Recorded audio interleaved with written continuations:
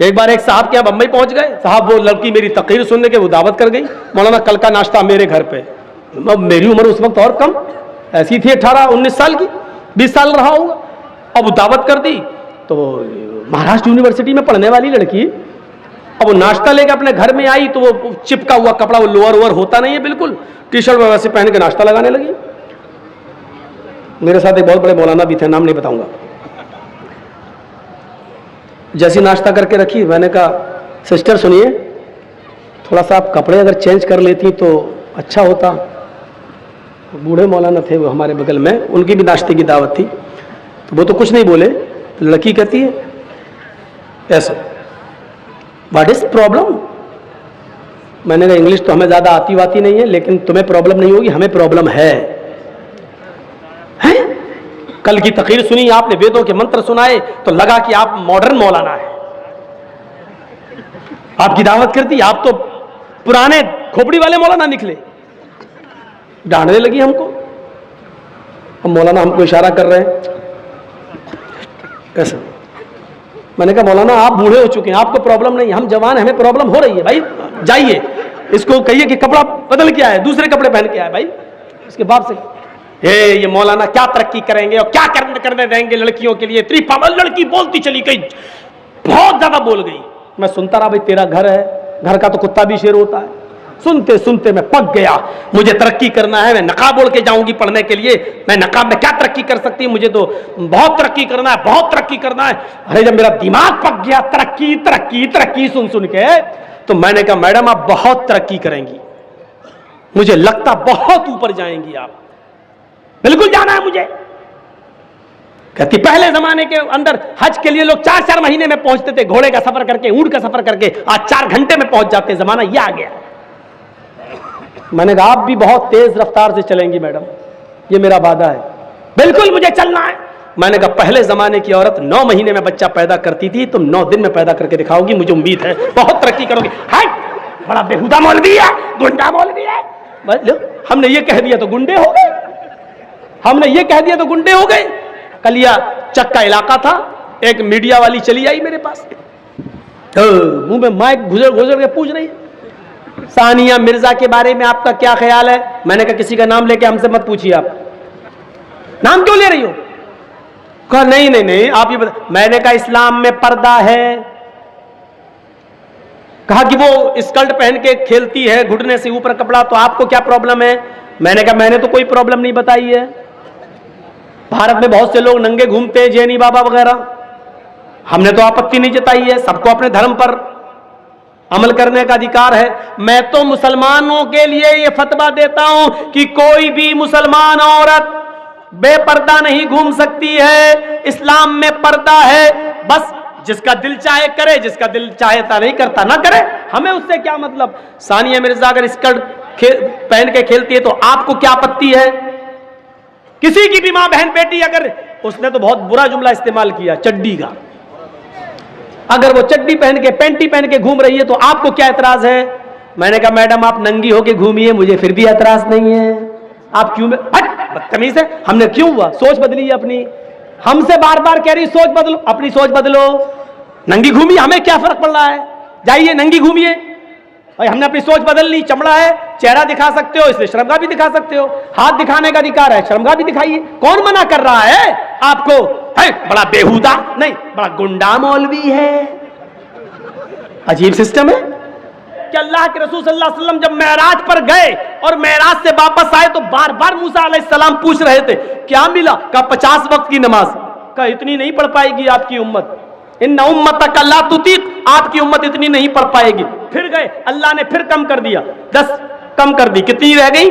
40। मूसा अलैहिस्सलाम ने फिर कहा नहीं पढ़ पाएगी, फिर गए, अल्लाह मेरी उम्मत इतनी भी नहीं पढ़ पाएगी, 10 और कम हो गई, कितनी रह गई? 30। मूसा ने कहा 30 भी नहीं पढ़ पाएंगी, फिर गए 20, फिर गए 10। मूसा ने कहा कि नहीं अभी और जाओ। कहा मूसा कितनी बार जाऊं? कहा जाओ, अल्लाह बड़ा मेहरबान है। गए, अल्लाह, मूसा कह रहा कि इतनी भी नहीं पढ़ पाए।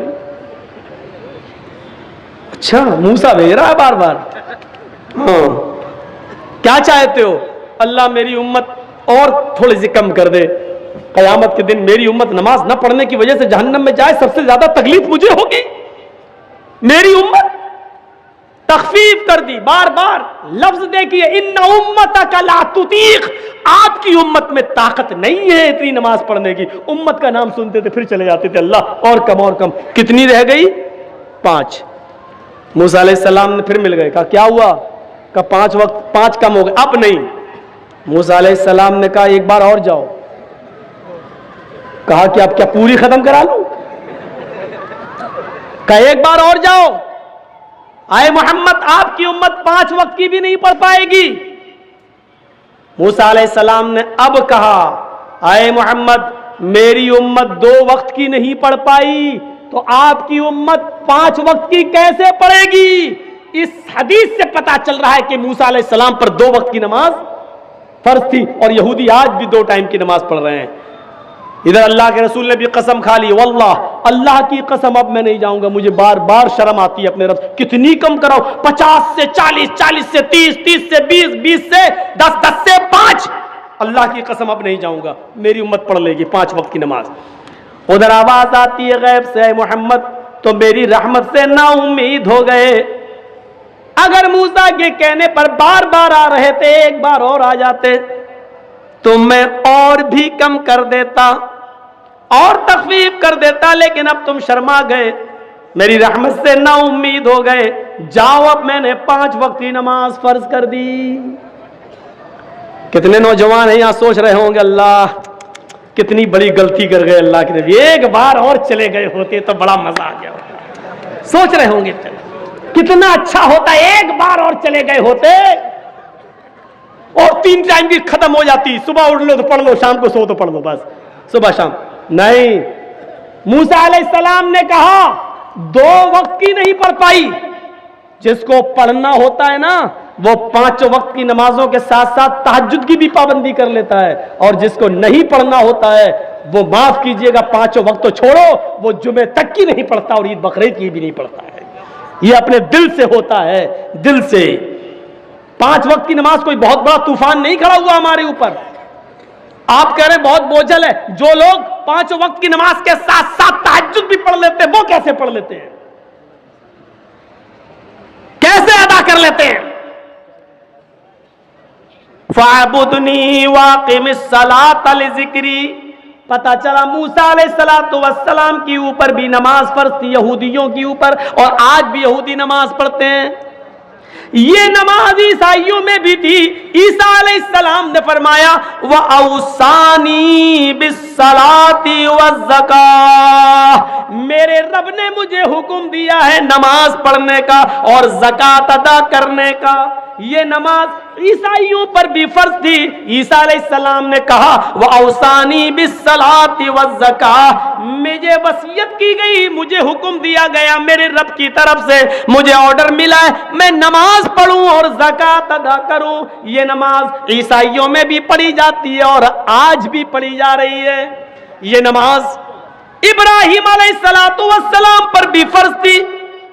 इब्राहिम पर बहुत लोग ईमान नहीं लाए, 85 साल तक दावत और तबलीग में व्यस्त रहे, मसरूफ रहे, लेकिन इब्राहिम के ऊपर कोई ईमान नहीं लाया सिवाय उनके भतीजे लूत अलैहिस्सलाम के। वो खुद एक नबी थे। उनकी दोनों बीवियां हाजरा और सारा, और उनके बेटे इस्माइल, बाद में इसहाक।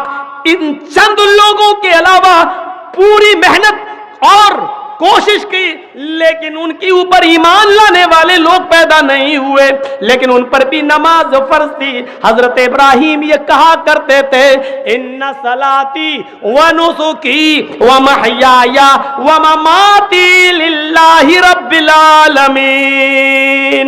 अल्लाह मेरी नमाज, इन्ना सलाती, अल्लाह मेरी नमाज, व नुसुकी, और मेरी कुर्बानी, व महयाया, और मेरी जिंदगी, व ममाती, और मेरी मौत, लिल्लाहि रब्बिल आलमीन, अल्लाह रब्बुल आलमीन के लिए है। नमाज इब्राहिम अलैहिस्सलाम पर भी फर्ज थी। तो देख रहे हैं हर मजहब के अंदर फर्ज है। हिंदू धर्म कैसे रह सकता है? हिंदू भाई कैसे रह सकते हैं कि उनमें नमाज ना हो? उनमें भी तो कोई ना कोई नबी आया था। योगी युज्जीत सततमात्मानं रहसि स्थिता एकाकी तातिमा निराशीर परिग्रह। श्रीमद् भागवत गीता अध्याय नंबर 6 और मंत्र नंबर 10।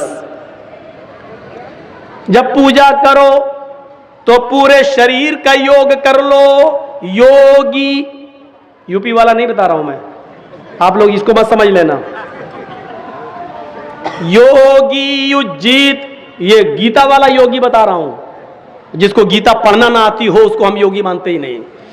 योगी युज्जीत सततमात्मानं रहसि स्थिता। जब पूजा करो तो पूरे शरीर का योग कर लो। इबादत करो, भक्ति करो, पूजा तो पूरे शरीर का योग होना चाहिए। पूरे शरीर का योग सिर्फ नमाज में होता है। हिंदू भाई तो खड़े हो गए, कहां हो रहा पूरे शरीर का योग? पूरे शरीर का योग देखिए सिर्फ नमाज में। अल्लाहु अकबर। ये देखिए, ये जो आप हाथ हिला रहे हैं ये पॉजिटिव रेजेस दौड़ रहे हैं इसमें, मेडिकल देखिए। और ये आपने हाथ बांधा, ये ऊपर जो आपका हाथ बंधा हुआ इसमें भी पॉजिटिव रेजेस। वजन, एक्सरसाइज, योग। अभी रमजान का महीना आ रहा, देखिएगा क्या हाल होगा जब लोग तरावी पढ़ेंगे। तो आदत नहीं है रात में जागने की, और इमाम साहब, हाफिज साहब जब लंबी किरत करेंगे, पूरा कुरान उनको पढ़ना है भाई, सुनाना है, तो यहां वो यालमून और तालमून के अलावा कुछ समझ में नहीं आएगा। आप पढ़ेंगे, ऐसे पढ़ेंगे और वो पढ़ रहे हैं, सूरह फातिहा तक तो गाड़ी सही चलती है। इहदिना सिरातल मुस्तकीम सिरातल लज़ीना अनअमता अलैहिम गैरिल मग़दूबि अलैहिम वलद्दाल्लीन। आमीन, हो गया। अब यहां से, अब यहां तक तो गाड़ी सही चलती है हाफिज की। इसके बाद अलिफ लाम मीम। अब राजधानी एक्सप्रेस हुई यहां से।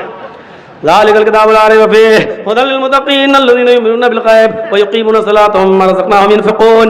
आखिरी वाला जुमला समझ में आता है क्योंकि उसको बेचारे को 2 पारे पढ़ना है, 26 तारीख को, 27 तारीख को, और कहीं 10 दिन में खत्म करना होगा तो और कभी कभी तो एक ही रात में कहीं खत्म करना पड़ता है। ऑफिस वाले लोग हैं बेचारे, उन्होंने किराए का एक टट्टू बुलाया, एक ही रात में पढ़ते। हम लोग 29 दिन 30 दिन नहीं पढ़ पाएंगे। अब वो जिसको एक ही रात में खत्म करना हो उसकी स्पीड क्या होगी?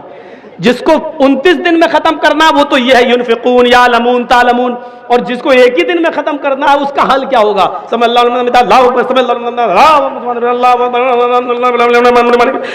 ये चल रही होती राजधानी एक्सप्रेस। और यहां पर कुछ लोग होंगे जो ऐसे नींद बांधे होंगे, अब सो रहे होंगे, फिर हाथ बांध लेंगे, क्योंकि यहां बोझ पड़ता है, एक्सरसाइज है ये हाथ की। बहुत से लोग यहां बांधेंगे वो हाथ गिर ही नहीं सकता। नोट कर लो, हाथ नहीं गिरेगा। अल्लाहु अकबर, अल्हम्दुलिल्लाह रब्बिल आलमीन।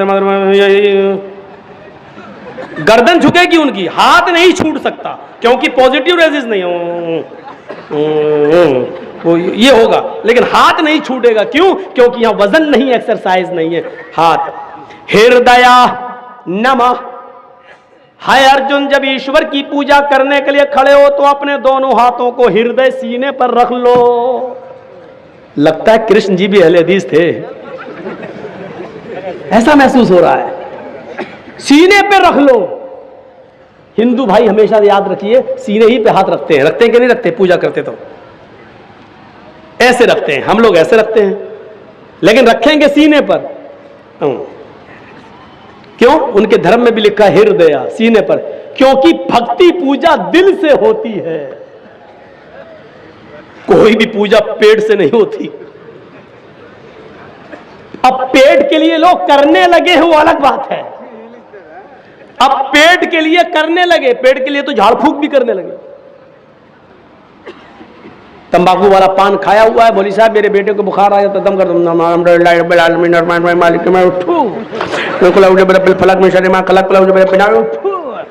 पान भी खाता जा रहा, सूरती वाला तंबाकू भी, और फू फू करता भी जा रहा। तो पेट के लिए अब इबादत हो जाए वो एक अलग बात है, लेकिन इबादत दिल से होती है। कृष्ण जी ने कहा अर्जुन सीने पे हाथ रख लो। हम लोग भी सीने पर हाथ बांध लेते हैं। ओम भूर्भुवः स्वः। भूल चूक में हमसे जो गलती हो गई हो, ईश्वर है भगवान हमको माफ कर देना, क्षमा कर देना, स्वाहा कर देना हमारे पाप को। हम लोग भी कहते हैं अल्हम्दुलिल्लाहि रब्बिल आलमीन। अय अल्लाह, हम दिल से गवाही देते हैं कि सारी तारीफ तेरे ही लिए है। अर्रहमानिर रहीम, दिल से गवाही देते हैं जो बड़ा ही मेहरबान इंतहाई रहम करने वाला है।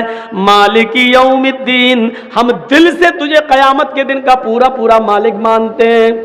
इय्याका नअबुदु व इय्याका नस्तईन, आय अल्लाह हम दिल से इस बात का इकरार करते हैं कि तेरे अलावा हम किसी की इबादत नहीं करते और तेरे अलावा किसी से हम मदद तलब नहीं करते, तेरी ही इबादत करते हैं और मदद भी तुझसे तलब करते हैं। आय अल्लाह इतनी लंबी चौड़ी जो दिल से हमने तेरी तारीफ की है, इस तारीफ के बाद मेरी चंद बातें सुन ले। इहदिना सिरातल मुस्तकीम, आय अल्लाह हम दिल से सिराते मुस्तकीम मांग रहे हैं। आय अल्लाह हमें 72 सड़कों पे चलने से बचा ले। आय अल्लाह हमें हनफी, शाफी, मालिकी, हम्बली, शिया, सुन्नी होने से बचा ले। आय अल्लाह जो सीधा रास्ता हो तेरा, तेरे हबीब का, तेरा तेरे नबी का, आय अल्लाह मुझे उसी सिराते मुस्तकीम पर चलने की तौफीक अता फरमा। फिरके कितने हैं? 72। अल्लाह के नबी ने कहा मेरी उम्मत में 73 होंगे, बनी इसराइल में थे 72, मेरी उम्मत में कितने होंगे? 73। लेकिन इनमें बड़े बड़े फिरके जानते हो कौन से हैं? 4, हनफी, शाफई, मालिकी, हम्बली। और आप ताज्जुब करेंगे, इब्ने माजा की रिवायत पढ़िए, अल्लाह के रसूल ने यह तो कहा कि मेरी उम्मत में 72, बनी इसराइल में 72 थे, मेरी उम्मत में 73 होंगे, लेकिन जब आपने सहाबा को समझाया तो एक सीधी लाइन खींचकर सिर्फ 4 लकीरें खींची, 2 इधर और 2 इधर। बहुत बड़ा इशारा था यह नबी अकरम का। 2 इधर खींची और 2 इधर, और इन दोनों पे लिखा एक सीधी लाइन, ये हो गई सीधी, एक इधर एक इधर, एक इधर एक इधर, ऐसे। अब कैसे बताऊं मैं आपको, समझ गए ना? जैसे हवाई जहाज होता है, सीधा ये सीधी लाइन, 2 इधर 2 इधर। इन चारों लाइन पर अल्लाह के नबी ने क्या लिखा? हाजा सबीलुश शैतान, हाजा सबीलुश शैतान, हाजा सबीलुश शैतान, हाजा सबीलुश शैतान। और सीधी जो लाइन खींची उस पर लिखा हाजा सिरातुम मुस्तकीम, ये सीधा रास्ता है, ये मेरा और मेरे साहबा का रास्ता है। ये दाएं बाएं, ये 4 सड़कें जो हमने बनाई है, ये सब शैतानी रास्ते हैं। मोहम्मद और मोहम्मद के साहबा का, कुरान और हदीस का एक ही रास्ता जो सीधा है, वन्ना हाजा सिराती मुस्तकीमन, और ये मेरा सीधा रास्ता है। 4 लाइनें खींचकर इशारा कर देना, यह बहुत बड़ी बात है मेरे भाइयों। मैंने पहले ही कहा था, यहां पर भी अक्लमंदों के लिए इशारा काफी है, इशारा काफी है। अक्लमंद है तो हमारे लिए इशारा काफी है। चलिए आगे चलिए। योगी पूरे शरीर का योग हो। अब देखिए, अल्लाहु अकबर, रुकू में गए, रीढ़ की हड्डी, कमर बिल्कुल सीधी कर लो। आप करना पड़ेगी, हम तो करते ही नहीं है। अल्लाहु अकबर, जब तक सीधी हो रही तब तक उठ गए। बाज़ हमारे उलमा ने लिखा है कि कमर इतनी सीधी हो जानी चाहिए कि अगर उसके ऊपर पानी से भरा हुआ बर्तन रखा जाए तो गिरने ना पाए, इतनी सीधी हो जाए बिल्कुल कि कोई चीज उस पर रखो तो गिरे नहीं। जब आप टाइट पकड़ेंगे और इस तरीके से जब रुकू करेंगे और सजदे की जगह पर आपकी नजर होगी, नीचे नहीं। सजदा, अरे नीचे क्या झांक के देख रहा है? सजदे की जगह पर होनी चाहिए निगाह, तो आपकी कमर बिल्कुल सीधी हो जाएगी। डॉक्टर मोरिस बुकाए, बहुत बड़े डॉक्टर गुजरे हैं अमेरिका के अंदर, इन्होंने लिखा अपनी किताब के अंदर, मुहम्मदुर रसूलुल्लाह ने जो रुकू बताया है, मुसलमान 5 वक्त नमाज पढ़ता है, अगर वैसा रुकू करने लगे जैसा मोहम्मद सल्लल्लाहु अलैहि वसल्लम ने बताया है, तो इस आदमी को कभी रीढ़ की हड्डी के दर्द और रीढ़ की हड्डी के कैंसर की बीमारी नहीं हो सकती। इतना बड़ा इलाज बता दिया अल्लाह के रसूल ने, लेकिन आज हो रही है बीमारी। इसका मतलब यह कि हमारे रुकू और सजदे सही नहीं। समी अल्लाहु लिमन हमिदा, अल्लाहु अकबर कहकर जब आप सजदे में जा रहे हैं तो आपके दोनों पैरों की उंगलियां मुड़ी हुई होनी चाहिए, आपके दोनों पैर मिले हुए होना चाहिए। जब उंगलियां आपकी मुड़ी हुई होंगी तो उंगलियों से जो नस, जो रगें खिंचेंगी वो आपके दिमाग तक जा रही हैं, पूरे जिस्म की एक्सरसाइज। और जब आप सजदे में जाते हैं, इसीलिए सजदे को लंबा करने का हुक्म है। मेरा बंदा मेरे सबसे ज्यादा करीब तब होता है जब वो सजदे में होता है। लोग सजदा ज्यादा लंबा करते हैं। अल्लाह के रसूल सल्लल्लाहु अलैहि वसल्लम सजदा इतना लंबा किया करते थे कि हजरत आयशा कहती हैं, जब रात की तारीकी में आप तहज्जुद में होते, सजदा करते, तो मुझे ऐसा लगता कि अल्लाह के रसूल सजदे में इंतकाल कर गए, उठेंगे ही नहीं। शायद अब आपको झंझोड़ना पड़ेगा, कहीं ऐसा तो नहीं कि अल्लाह के नबी का इंतकाल हो गया। इतना लंबा सजदा। और जब आदमी सजदे में जाता तो डॉक्टर मोरिस बुकाई कहते हैं, इंसान के जिस्म का पूरा खून उसकी रगों में, दिमाग की हर एक नस तक, हर एक रग तक पहुंच जाता है, जिससे उसको ब्रेन हेमरेज की बीमारी नहीं होती है और उसका दिमाग नॉर्मल रहता है, उसको ब्लड प्रेशर की बीमारी नहीं होती है, उसको टेंशन ज्यादा नहीं होते, इसलिए कि खून दिमाग में जितना पहुंचना चाहिए वो सजदे ही की हालत में पहुंचता है। मेरे भाइयों, ये नमाज पूरी एक मेडिकल साइंस से भरी हुई है। हमने बाबा रामदेव का एक योग देख रहा था मैं, योग, उसमें बाबा रामदेव ने बाकायदा इस बात का इकरार किया। मैं टीवी यूट्यूब चैनल लोगों के सामने बोल रहा हूं, रिकॉर्ड हो रहा है। बाबा रामदेव ने इस बात का इकरार किया था कि नमाज से बड़ा योग कोई है ही नहीं, नमाज सबसे बड़ा योग है। अगर कोई नमाज पढ़ने लगे तो उसको इस योग की जरूरत ही नहीं जो हम सिखा रहे। नमाज पूरा। अरे जिसकी शुरुआत योगी से हुई हो, उससे बड़ा योग क्या हो सकता है? योगी, पूरे शरीर का योग करने वाले बन जाओ, तब तुम्हारी पूजा हो। यहां तो हाल क्या है, हमारे हिंदू भाई अब इतना भी नहीं कर रहे। वैसे तो हिंदू धर्म में हाथ भी जोड़ लिए जाते हैं, अब तो इतना भी नहीं करते हैं। अब तो नई नवेली बीवी बैठी हुई है मोटरसाइकिल पर, भिग मंगनी गाड़ी पे बैठे हुए हैं, लड़की के बाप ने इंटरनेशनल भिखारी समझ के दामाद को दे दी, ले जा, मेरी बेटी तो खुश रहेगी, तू भिखारी है तो क्या हुआ, चल दे दी। अब वो बेचारा अपनी बीवी को बिठा के चला रहा, सामने हनुमान जी की मूर्ति, नहीं उठेगा, उतरेगा नहीं गाड़ी से, क्यों? जल्दी में है, नई बीवी है। लेकिन भगवान नाराज ना हो जाए इसलिए खोपड़ी तो हिला देगा। 10 किलो की खोपड़ी हिला दी, बढ़ गया आगे, हाथ जोड़ना नहीं, ये नहीं हो रहा। मैं जब पाकिस्तान गया था प्रोग्राम के लिए, तो पहली मर्तबा मैं ट्रेन से गया था, उसके बाद 3 बार और गया हूं, तो वो मैं बाई प्लेन गया हूं। तो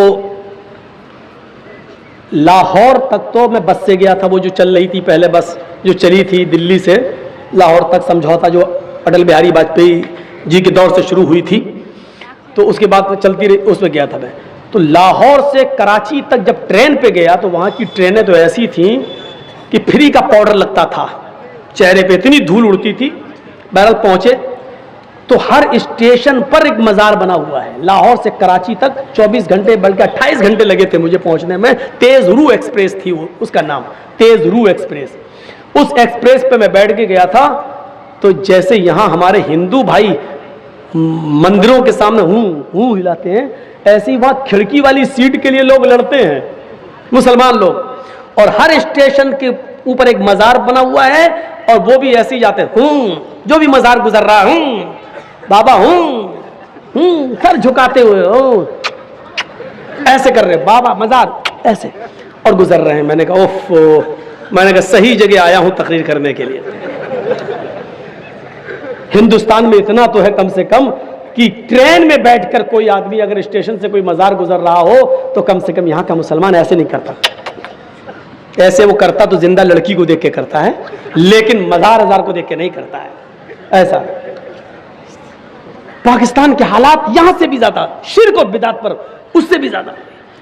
तो हम आपको जो बताना चाहते हैं वो ये बताना चाह रहे हैं कि योग नहीं है, पूरा योग सिर्फ नमाज के अंदर है। और इसके बाद कृष्ण जी क्या कहते हैं, अर्जुन युजीत सततमात्मानम, इसको बराबर पकड़े रहना, इसको कभी छोड़ना नहीं।